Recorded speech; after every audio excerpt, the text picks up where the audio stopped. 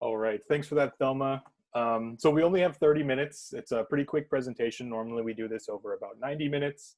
So I'm just gonna kind of fly through it. And as I said before, please feel free to stop, ask questions. Don't worry about throwing me off or anything like that. Without further ado, let's jump in and actually get into the presentation. Not gonna spend too much time on this. I am an entrepreneur, been starting businesses since I was a kid with lemonade stands, currently running a pre-seed software startup that recently got some investment and is going through the Blue Startups program. Former investor, so I've sat on the other side of the table and heard tons of startups pitch me their ideas. And recently started doing some angel investing through WeFunder as well. And I also mentor different startups and help them with their product vision, strategy, and pitching. Basically, there's three high-level things that we're going to cover today, and each of you will get a chance to practice your bar pitch, your elevator pitch, and they're going to build on each other until we get into what's going to be your hack pitch, which you'll end up doing in front of the audience. I always like to start out with this quote, if you build it, they will come. I'm sure many of you have seen, I think it's Field of Dreams, right? And you're familiar with this. Crazy guy builds a field in the middle of his cornfield, and baseball players start showing up. A lot of entrepreneurs and the folks that I work with start out with this kind of mindset. They think they have a brilliant idea. They think that if they, just make that idea come to life, if they build the software, if they start that business or something, people will want to buy their product and buy their service. And more often than not, that is just false. And for you folks, that's going to apply as well. Each of you is a challenge sponsor, and you have this problem, and you're hoping that these hackers can solve this problem. And if you just get up there and you explain your situation, the hackers are going to flood you, and they're going to want to come and work on your problem and build a solution for you. And if you take that mentality, it's just probably not going to work out very well from you. We've seen that with a few challenge sponsors in the past. And so in general, this is a good mistake to avoid in the future.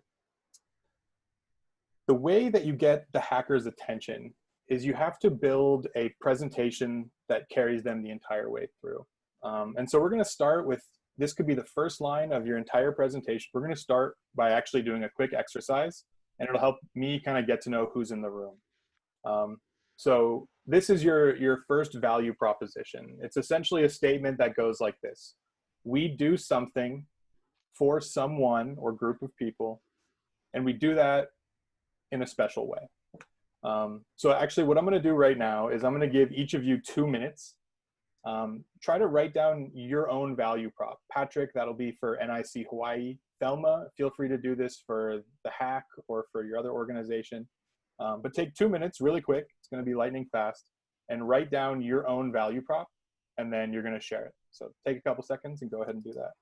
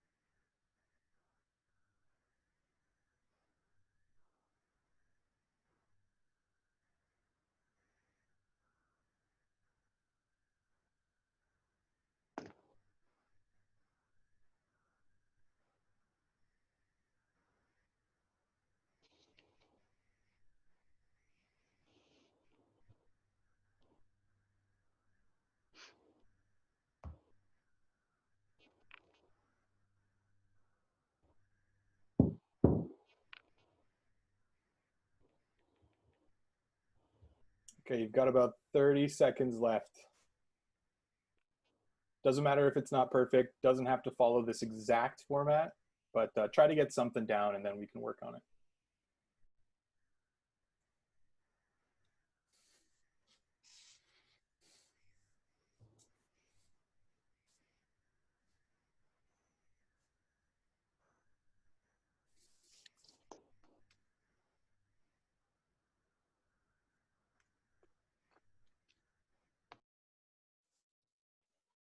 Okay, time's up. Who wants to go first? Adam, your mic is still on, so let's hear you first, buddy. Well, I figured we'd have to turn these back on.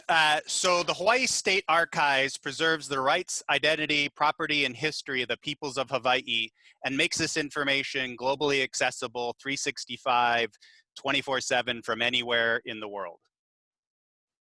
Pretty good. I like that. All right. I think that gets a pass. Patrick, you want to go next? Sure. I got, we do websites and apps for the state and Hawaii State and counties by providing e-government and payment services. Okay. Now, do you and, let's see, do you and Janet work together? Yes, me, Janet, and Tony. Okay, this will be interesting. So Janet, let's hear what yours is and see how similar it was. We make doing business with the state easy for citizens by creating online applications. Yeah, that's pretty good. I like that one a lot. I like that you talked about being easy, right? It's not just how you do it, but what are the other values that it provides. Really good. Let's see, who else hasn't gone? We could probably do one more. Dawn, do you want to go?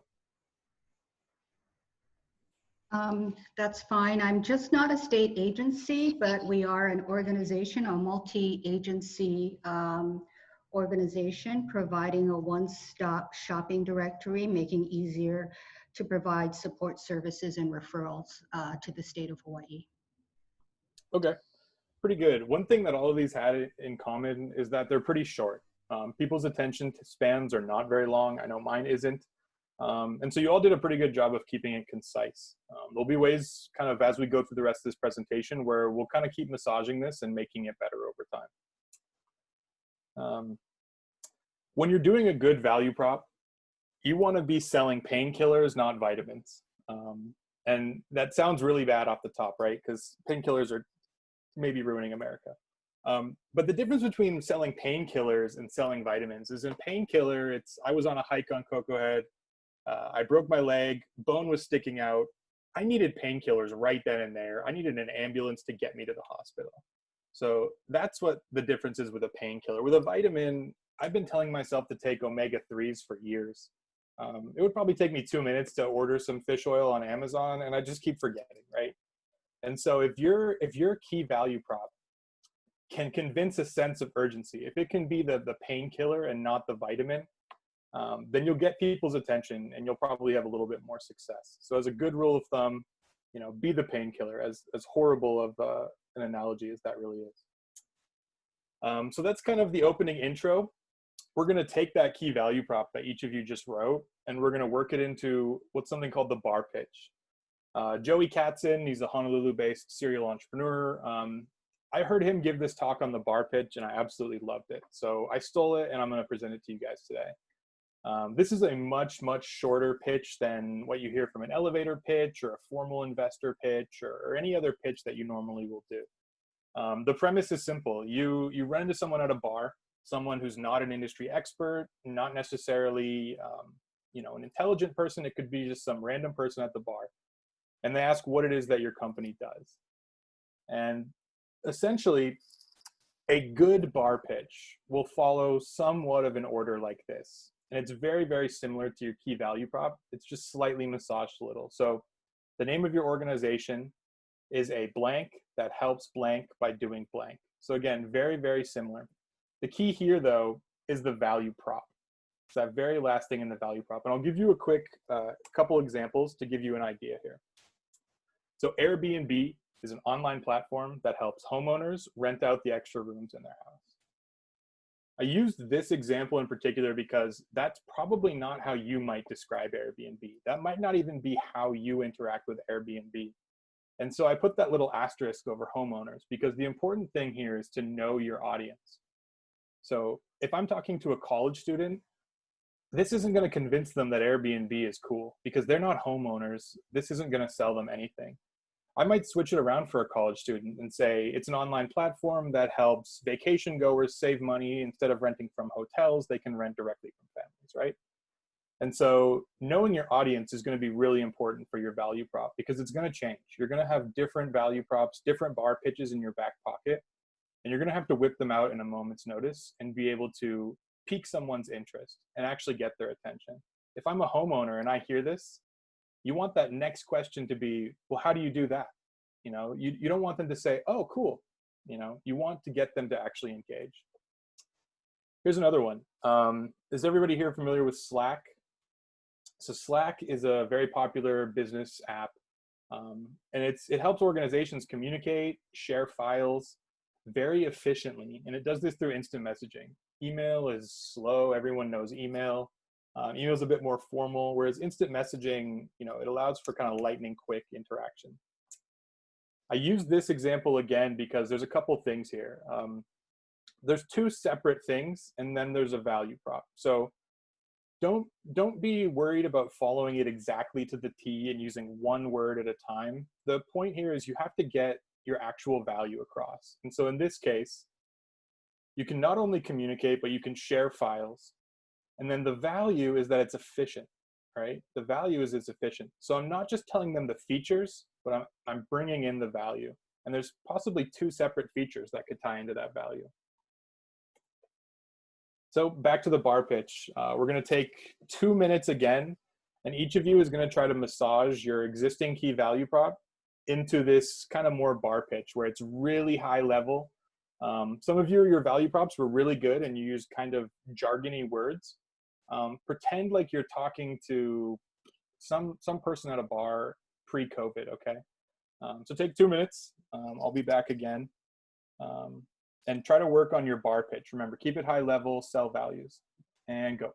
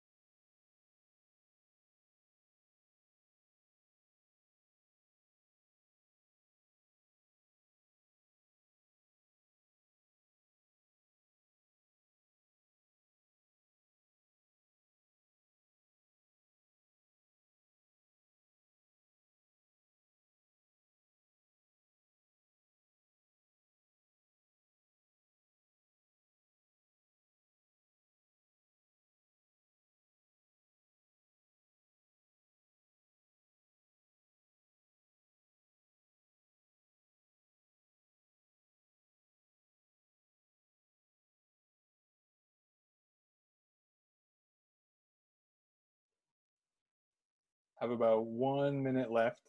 Remember to make this one a little bit more high level, a little more simplistic. Take out any jargon that you had in your value prop and make it, you know, more bar appropriate.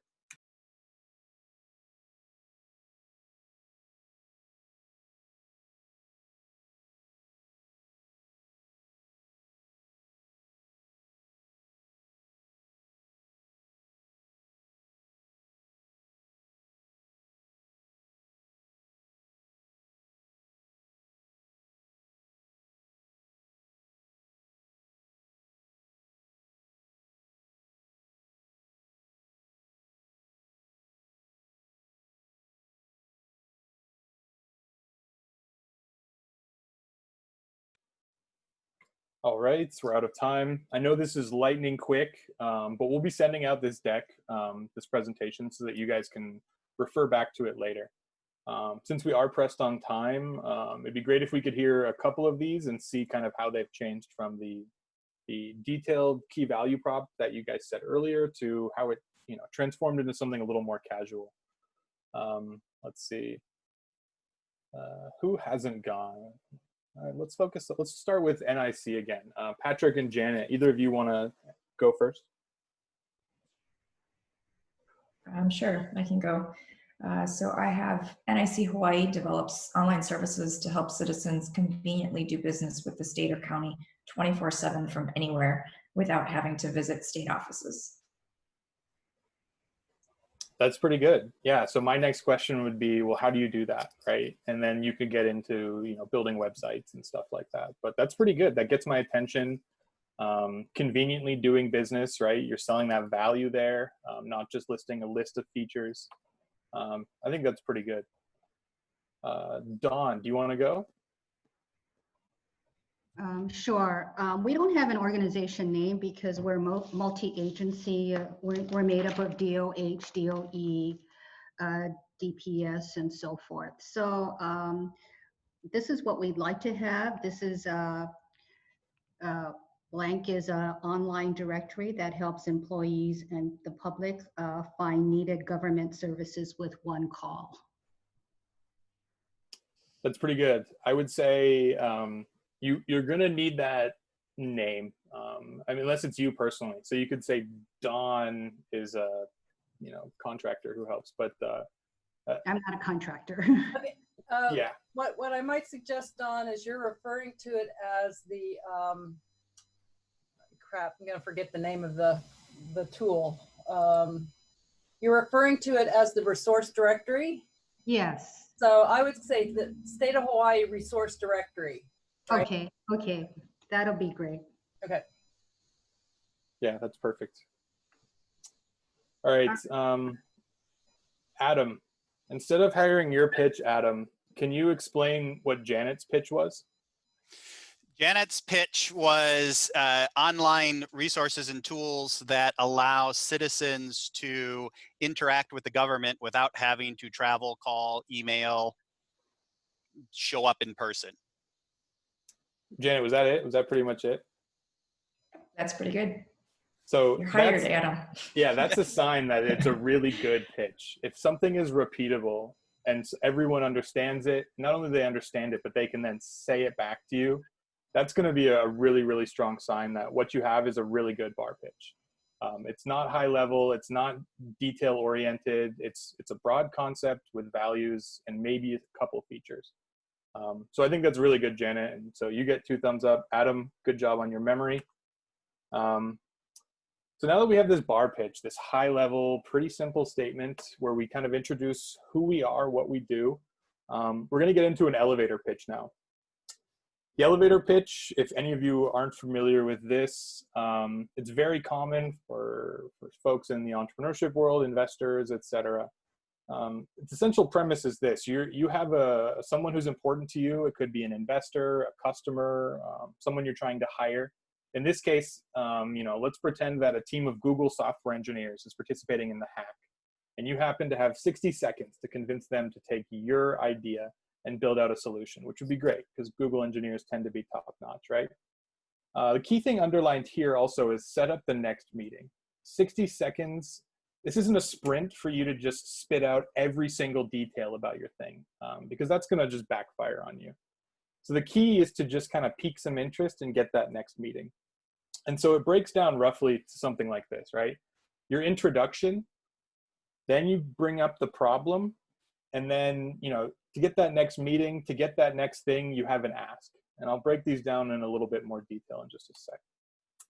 So your introduction, just take your bar pitch, right? Your introduction is the who, the what, and it just generally says, this is why you should listen to me. This is who I am. So this one's really easy. Just take your bar pitch and use it as your introduction, right? The next thing is the problem. Your problem is multifaceted. A lot of you, you do have these issues that you want to improve.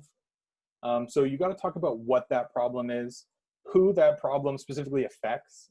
If it affects you, but you represent some constituents, then it probably affects them as well. And the most important thing here also is, why is that problem important? If you can't convince me that this problem is important, or that it's affecting, a group of people that are important or something like that, then it's going to be hard for me to want to give my time as a hacker to build you a solution. Finally, the ask, right? If you build it up in a way that your introduction says, you should listen to me, and the problem says, this is a real issue, then when you come with an ask and you have an idea, a way to solve it, you have unique data that could be leveraged to solve it, that's when they're going to start thinking about a potential solution, which is basically what you want these hackers to be getting at. Let's see. Yep. So we're going to take 3 minutes. And again, we are super short on time. So let's actually make it 2 minutes. I do apologize. Try to work in an elevator pitch, and we'll probably just get to hear one of them. So take the time now, take 2 minutes to write a 60-second elevator pitch. And go.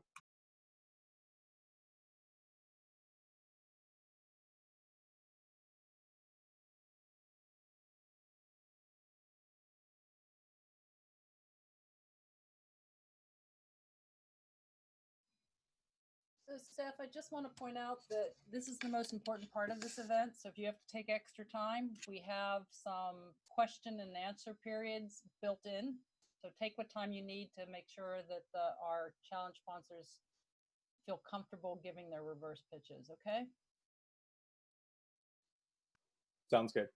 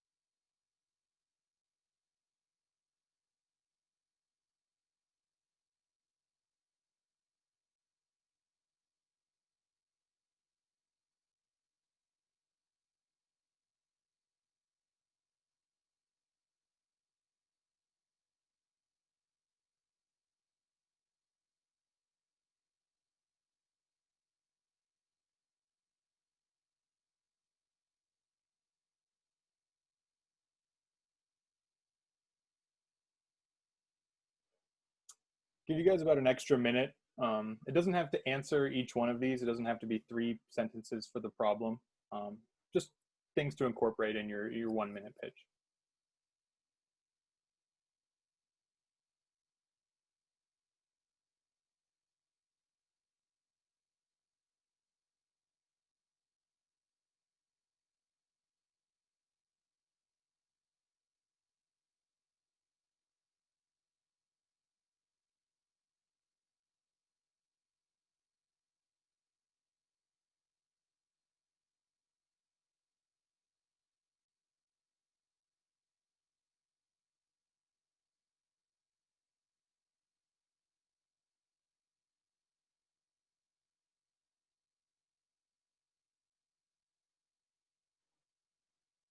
All right, start wrapping it up in about 15 seconds. We'll start by hearing, start with Patrick.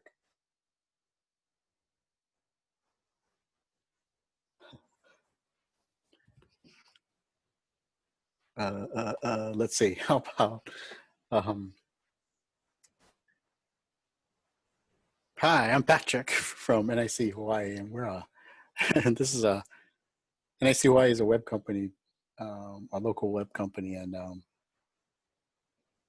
we develop online services to help citizens do business with the state and county entities.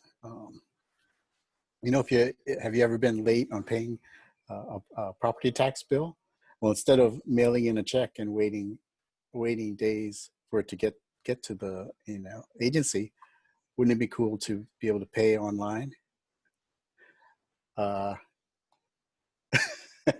That's all I got so far. All right, yeah, that's okay. Again, I didn't give you guys enough time, so don't worry about that. One thing is you kind of went from 1 to 3. You had an introduction. You kind of jumped the problem and started talking about, the potential solution, which is to be able to pay online. Without understanding the problem, whatever exists that, if it's, it causes people to miss payments, to, it's expensive, it's inefficient, it's time consuming, whatever those problems are. Try to hammer that home a little bit more for me. And just, convince me that this is a problem worth spending my time and energy to solve as well. But I think it was a good start. And again, you had about 2 minutes, so don't worry about that. I'm happy to chat with you if you want to keep working on it too. Thanks. Yeah. Let's see. Who wants to go next? Adam, do you want to go? I'll give it a go. Given our current company, there's one issue that popped up to mind that we've been talking about. So I'll give this a go. Hello, Madam First Lady. My name is Dr. Adam Jansen, and I have the honor of serving as the State Archivist of Hawaii.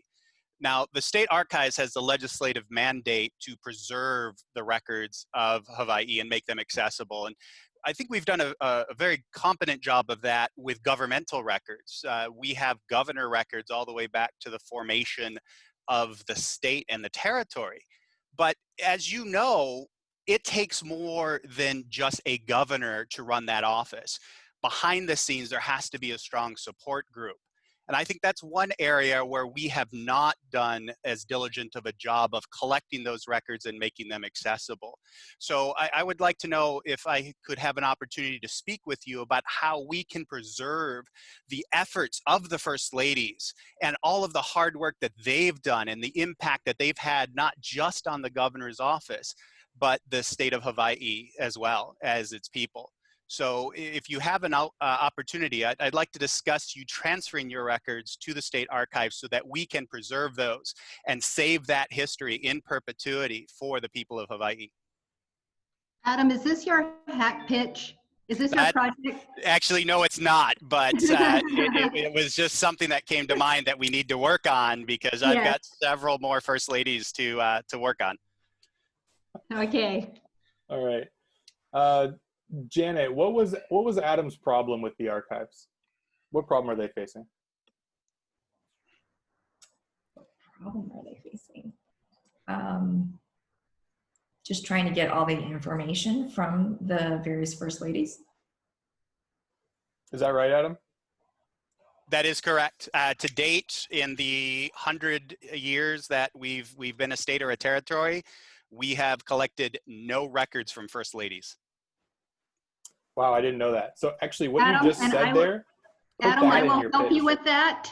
Excellent, thank you. Yes, and that's another call, but I am committed to that project. Excellent, thank you.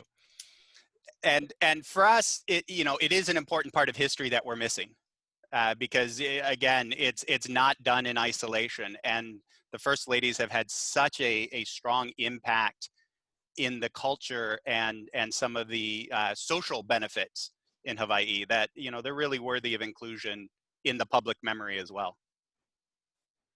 So I think if there's and it's going to be really hard. I mean, Steve Jobs has this quote where it takes a lot of work to make something simple. And for 60 seconds, it's tough to fit all that in. But I felt that your explanation afterwards, where you were just talking about the problem and that no First Lady records and things like that, to me, that's more impactful. And so that's, I would spend, if this is 60 seconds, I would spend 30 seconds on the problem. Convince me that this problem is very serious. Put the fear of God in me that this needs to be solved right now. And yeah. The other thing I would say is, it's probably better if you use this time to work on your hack pitch, but I appreciate that you're passionate about that thing as well. So, the concepts are going to stay the same. So a really good elevator pitch is going to pass the mom test. That's my actual mother. And I genuinely use my mom all the time as I'm building software, coming up with presentation ideas. Can my mom, she's an elementary school teacher, public school teacher, can she understand what it is that I'm saying? And not just that, but then can she then go tell my stepdad what it is that I just said? If she can't go repeat it, then odds are that your elevator pitch needs work. Odds are that it won't result in whatever it was that you're trying to do. In Adam's case, he wants to get the First Lady's attention. If she can't go and repeat it to, other stakeholders, then it's probably going to die with you and with her, and you're going to have to keep trying. So always, always, always give your statements the mom tests, right? And it kind of ties back to that whole bar pitch thing. If you get too in the weeds and you use a lot of buzzwords, your core message is actually going to get muddied and lost. So the mom test is great. It doesn't have to be your mom, right? It could be your niece and nephew or that person you met in the bar. I guess it's COVID, so no one goes to the bar anymore. All right, so we're going to play a very quick brain game. The The rules of this brain game are very, very simple and no cheating. I am going to read 20 words. It's going to take about 1 second per word, and you're not allowed to write them down. When I get done reading all of these words, you're going to have to try to write down as many as you remember, but you have to wait until I'm done reading them. So grab a piece of paper, a Word doc on your computer, get ready to write down words, but don't start yet. All right, is everyone ready? Okay. Cat, apple, ball, tree, square, head, house, door, box, car, king, hammer, milk, fish, book, tape, arrow, flower, key, shoe. All right, you have 1 minute, write them all down. Can you repeat that? Nope.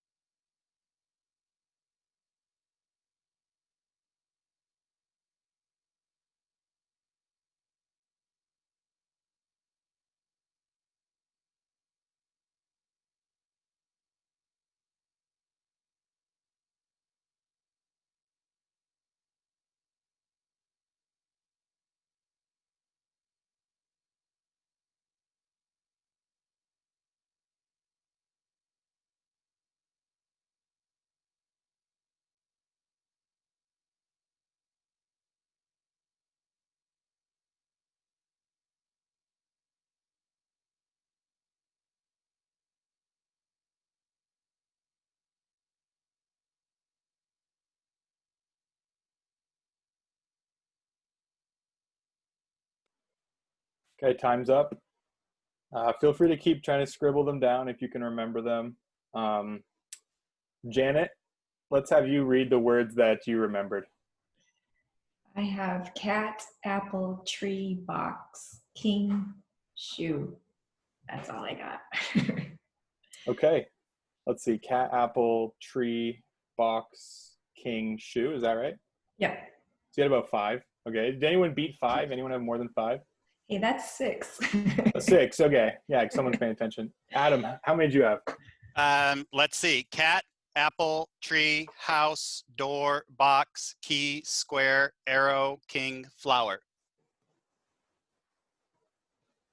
Okay. I mean, you had some that we didn't even say, but that's pretty good. Oh, no, wait. I think you got them all. What did you not say? So who's remembering right? Well, here we go. So here's the actual words that we said, right? Everyone knows all these words. We're all familiar with them. But in order, as you're reading them quickly, you know, it's tough to get more than 6 or 7. You folks actually did better than the average group. Getting 6, 7, 8 is pretty strong. The reason I like to play this brain game is because this actually just relates to how humans' memories work. It's something called the recency and primacy effect. This group is unique, and you know, sometimes this exercise sucks because you guys are actually good at remembering things. But the idea with the recency and primacy effect is that if we were to do this with a large group of people, a lot of people would get the first few words: cat, apple, ball, tree. And I think that applied to you guys as well. I think Adam got at least 2 of those. Janet got a couple of those. And then they hear what happens at the very end, right? Tape, arrow, flower, key, shoe. I think both of you might have got key or shoe. Again, you folks are unique. I don't know what's wrong with you. You've actually got a couple in the middle, right? But the idea is like this is just a universal phenomenon that affects all of us, the recency and primacy effect. And in the case of the hack pitch, you're going to be, each one of you is going to be presenting to an audience one after another. And so, you know, the order is not really going to matter. The point is, how can you deliver a pitch over 10 minutes that avoids falling into this common trap where they listen to you at first, they lull out, they open up their phone, whatever happens. and then they come in and tune in at the end. So how do you actually beat that? And the best pitches, the best presentations have pull. Essentially, they use storytelling and they use pull to get people anxious for that next thing. They're not just, you know, hitting that lull in the middle of your presentation. Instead, each part of what you're saying in your elevator pitch is introducing just enough information that they're anxious for the next one. Their introduction, they're like, who is this guy? Who is this girl? You pique their interest enough that when you then dump the problem on them, they're like, oh, wow, I should listen to this person. And this problem seems really big. And so by the time it comes to that ask, when you're asking them to build you something and they're asking them to come up with a solution, like they're anxiously ready to give you their own solution because they bought into who you are and what the problem is that you're actually facing. And so if you use storytelling and you induce this kind of pull sensation from the audience, you can avoid that whole recency and primacy effect and have them stay with you the entire presentation. And it's a lot easier for me to stand up here and say to do that, but it's actually really quite hard to do in real life. And so the key is to say just enough, as you can see on my slides here. Say just enough that it segues perfectly into the next thing. So your introduction should make you and your organization seem interesting enough and seem like you have credibility. You're someone worth listening to. Your problems should scare them, or at the very least, it should, you know, concern them for them to realize this is something that needs to be solved. And then the last part, when you actually ask them to help you, it'll be a no-brainer. They'll be dying to help you because they believe in your problem. So the last thing here, and I know we're, you know, running a little bit out of time, but like Thelma said, I think we're doing okay, is the hack pitch. This is actually the easiest part for you guys. It's harder to make something short, concise, and include, you know, all of the key points that you want. And so Thelma's done a great job, and you folks have 10 minutes for your hack pitch. It might seem like a lot, but it's actually very, very, very short. And your goal for these hack pitches, right, you get up there, is to just convince all of these people to take on your project. The way that you're going to construct your hack pitch actually is the same way we've been doing it the whole way through this presentation. You're going to take your bar pitch, you're going to take your elevator pitch, and you're going to elaborate. You're going to add all the things that you couldn't fit into 60 seconds into each one of these points. And so it might look something like this, right? Your introduction is basically, why should I listen to you? It's who you are and what you do. Your organization, you know, I might not be familiar with NIC or you know, the archives or something like that. And so, you know, it's your job to convince me, like, not only what it does, but why that matters, why that's important. And if you can't really do that, you know, it'll be trickier, but you can lean into the problem a little bit. So the problem is nuanced. In the case of Adam, right, it's that there's no archives. You know, Adam did a great job of talking about the history of that problem. He said that there's just, the history is that we've never done it. And that's a huge issue. And he can then kind of fall into like, well, what are the repercussions of this problem? Like, who's actually going to be affected by this? And you know, what difference will it make in the lives of the people who could be affected by this problem? And the big thing here is like, why should I care? In this case, it's why should these hackers, these participants, why should they care, right? And it's always good to, you know, I'm not saying like make up a doomsday scenario, but like talk about what happens if we don't do this, right? What are the consequences if this problem doesn't get solved? At the very end, you know, is kind of your ask. It's basically you're asking for help. So you have a solution in mind. You know, how could this be implemented? And feel free to get technical here if you want. You know, you're talking to hackers. What unique data sets are these people able to leverage? And the most importantly, what is the impact of this solution?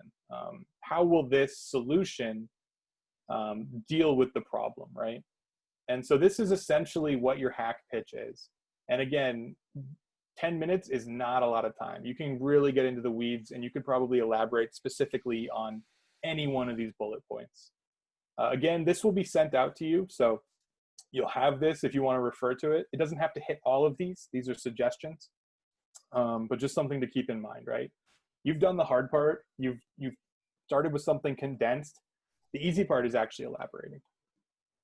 So, and I also want to point out too, sorry, the use case studies you guys have all built for me. I didn't realize that it basically the new document we created follows this format. It talks about why it's a problem, who you are, what's the problem, and then some proposed solutions. So there's a lot of good content, and I read them all. So there's a lot of already good content in there that you want to make. People have a hesitate to read things these days. So now you have to like take what's in your document and make it like exciting and interesting and fun.